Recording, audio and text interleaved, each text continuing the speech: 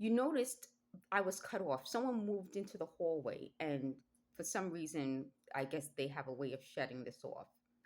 I divide my videos up into smaller videos so that if they are saying something in the background, they can't use this to communicate with other people.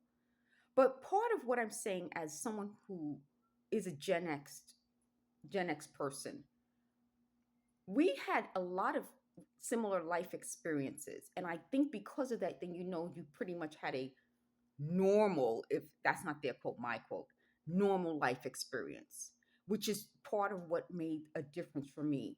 If my experience had been different, then I would have had a hard time saying, okay, no, that didn't happen, this happened. So when they talk about me being able to talk about my life and not, like what difference does it make?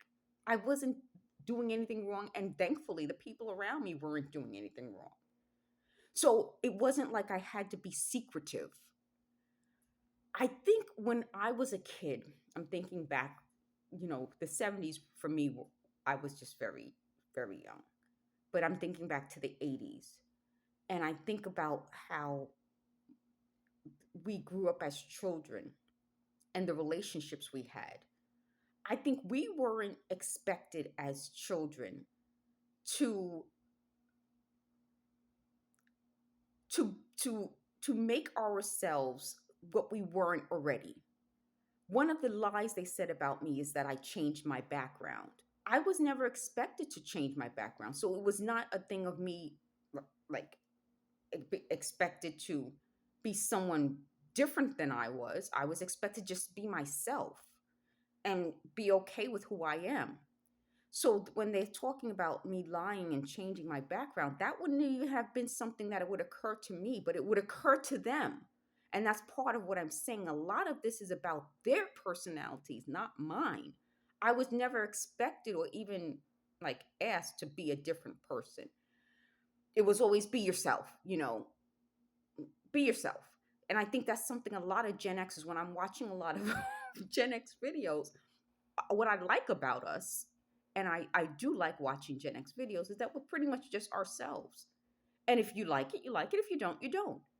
And, I used to tell you guys the sayings that I grew up with that the older generations would tell us. It pretty much that, like, be yourself. No one else could be you. What else was it? The saying we had? You're the only person who could be you, or something like that. Or it was like,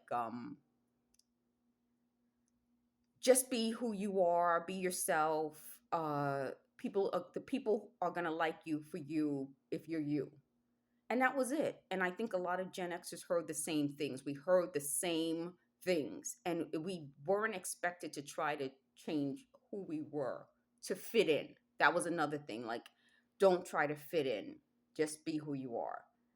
And when we're talking about relationships, I got such a good comment. And then we had like a further conversation in the comment section on a video that I'll link to this, where I talk about Gen X and dating. And I wanted to thank that person for that comment. But what I'm saying is that as someone who is Gen X and we're talking about being in romantic relationships, I don't think it's possible in a romantic relationship to not be yourself.